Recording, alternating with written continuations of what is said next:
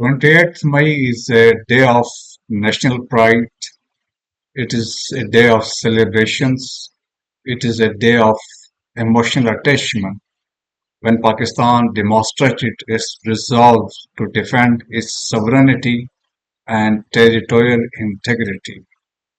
The significance is that we became the seventh nuclear power in the world and first in the Muslim world. At the same time, we restored the strategic balance in the region, that is South Asia. We salute the scientists and the engineers who turn an impossible into a reality. अफवाज Pakistan जिंदाबाद पाकिस्तान पाइंदाबाद